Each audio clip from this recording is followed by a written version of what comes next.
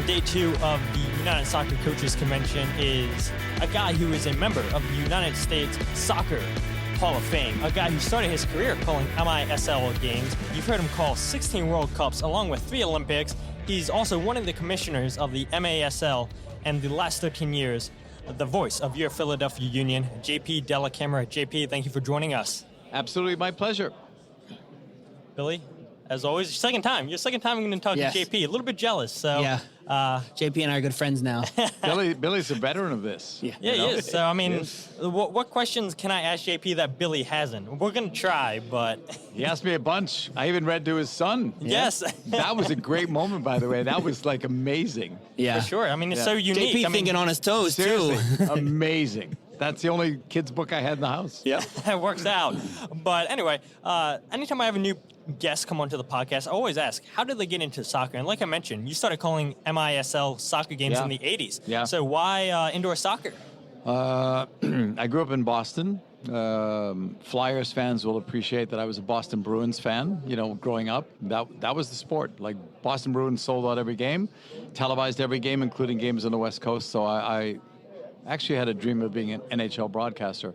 And I was in the minor leagues for like 10 years. Had a couple of opportunities to make it to an NHL team. Never happened for me. And there was a team down the road 2 hours away in Pittsburgh, indoor soccer. And I thought, it's like hockey on grass, right? I could do this. And I thought, it'll get me off the minor league hockey buses and get me into a major market like Pittsburgh was. Major television station, major radio station, airplanes instead of the buses, nice market. And so I took it. And then eventually, indoor soccer led to outdoor soccer led to World Cups. So, I mean, I'm giving you like the shorter version of it, but that's really how it started. And to fast forward it, gave up my NHL dreams. One day I got a call from a friend of mine, asked me if I'd fill in for somebody on an Atlanta Thrashers, I think it was 4 or 5 games that I did. I filled in. 2 years later, that guy leaves, they call me, and I got my NHL job.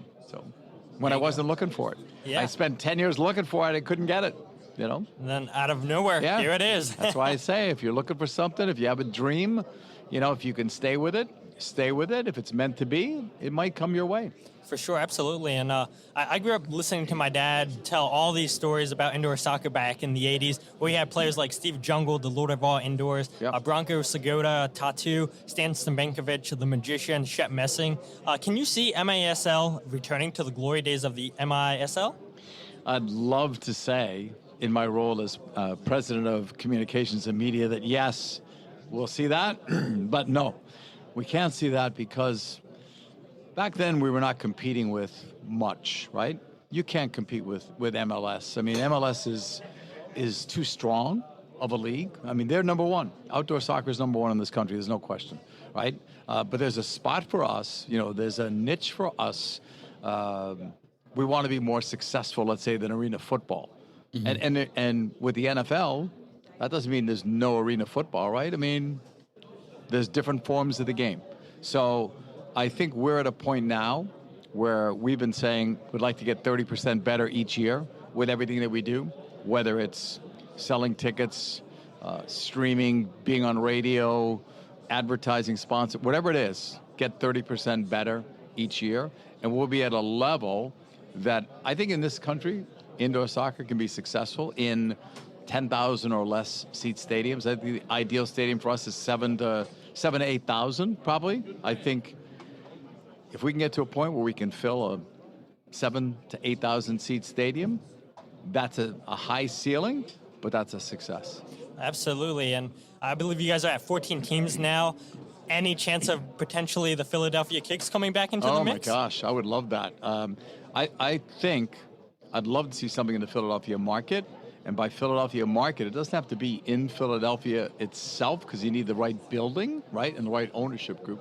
But I'd take Allentown, right? They've got a nice building there. I'd take Hershey, Pennsylvania. I mean, we need this market. This market would be good too with Baltimore, down the road, Harrisburg, the other direction. So I would love to see it myself.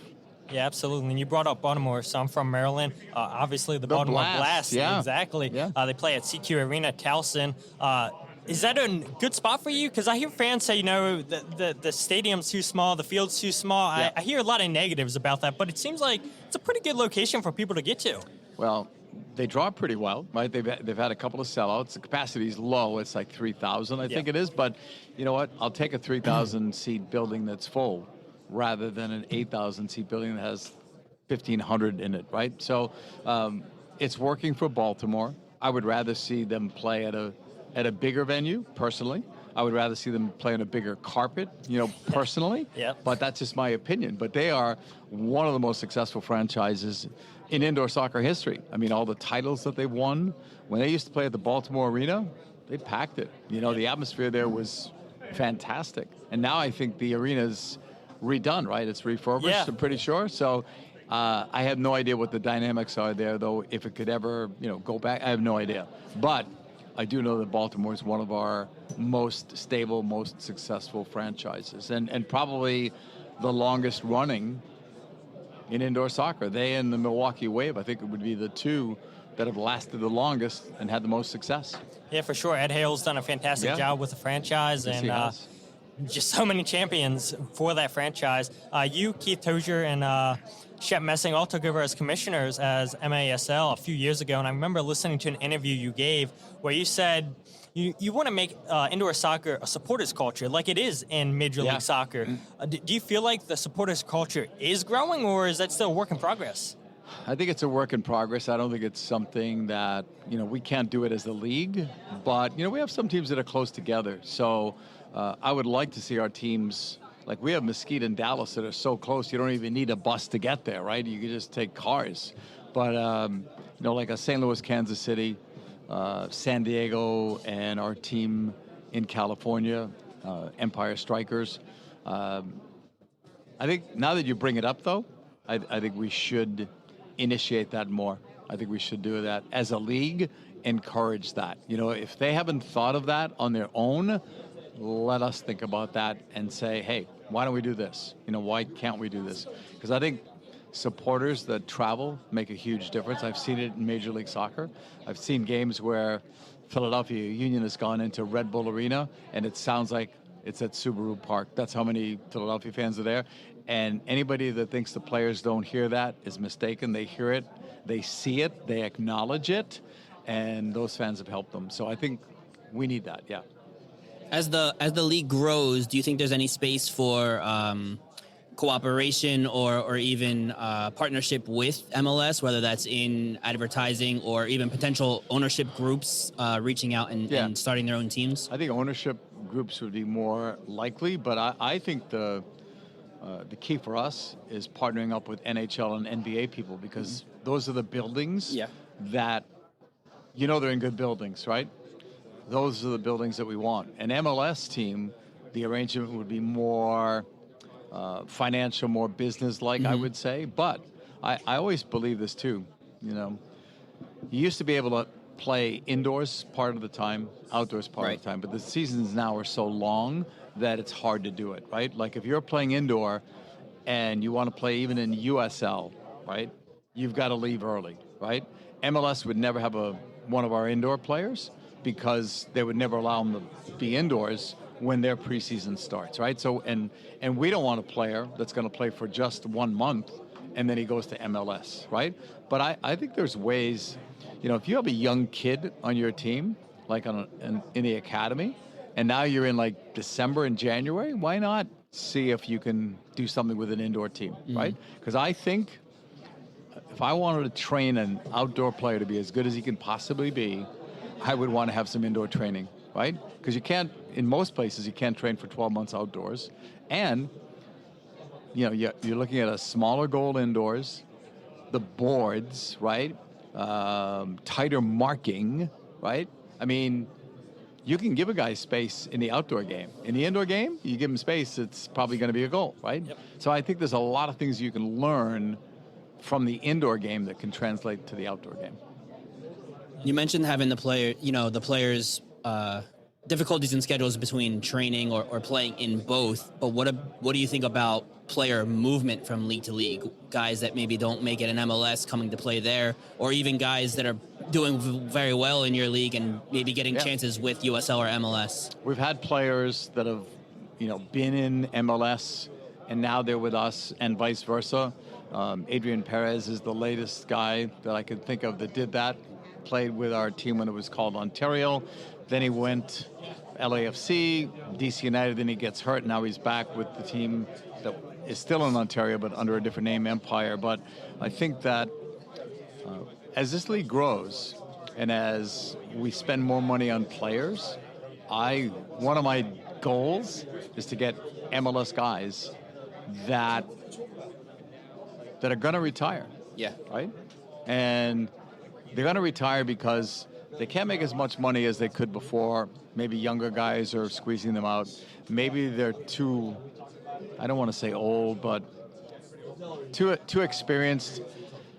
No, I am going to say old. Maybe they're too old to play like a 34-game schedule or an 8-month season. Yeah. But why not play 3 months and change on the fly, or 4 months, our season? I would love to have been able to go after like a Chris Wondolowski and say to him when he said, he's done, I got a great idea for you. But I mean, you got to pay for these guys, right? But I do think like a Bradley Wright Phillips, right? I mean, he's still good enough to play, but he was being squeezed out because he's getting older. Mm-hmm. He's had some injuries, right? And if you're looking at your MLS salary cap, how much can you pay him, right? And at some point, Bradley Wright Phillips has probably made enough money where he would say, you know what, I'm not gonna play for that. But would he play for a team close to New York in a 4-month season? You know what I mean? Where he could still play the game and enjoy it, and maybe his kids could watch him play. Those are guys that I think as this league gets older and better, MASL, that we can get some of those players. I feel like El Senior would have been the perfect player for indoor soccer. I was thinking of him when I was looking at Billy, and I was thinking, El Senior's the guy I was thinking about because he was at a point in his career, right, where he was, 35 maybe? And body's breaking down a little bit, right? How much money can you pay him when you have to pay all these other guys? Yeah. But how about indoors? Changing on the fly? Free kicks? Yeah. I'll take them. Yeah. I'll take them. Yeah, and there's other guys like that too, I'm sure.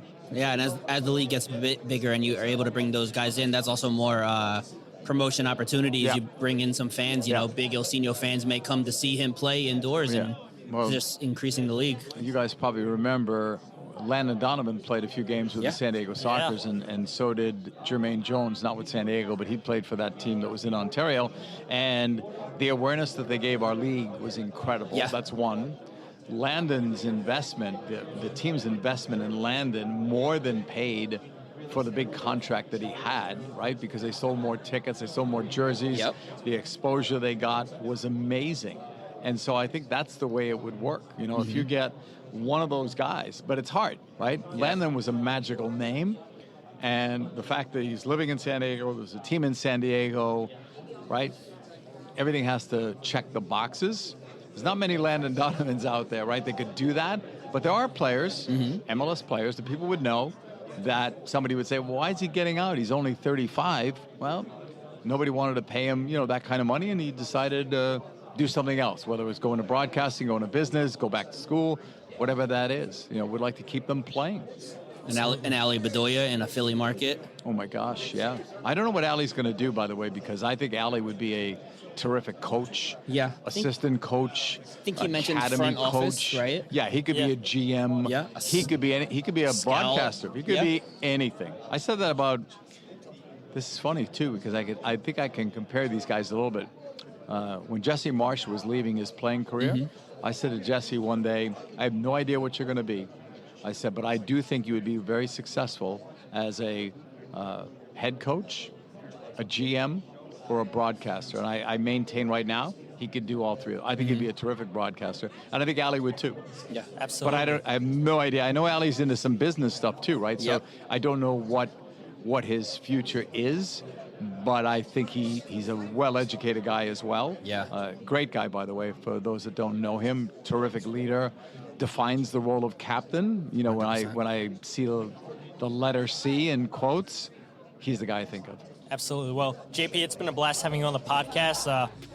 Unfortunately, we all know that the Apple deal with MLS, no more local broadcasters, but we hope that we can still hear from you down the road, and all the best in the future, JP. There will always be a soft spot in my heart for Philadelphia and the Philadelphia Union. So I might be away, but I'm not really away, if that makes sense. Thank you. Absolutely.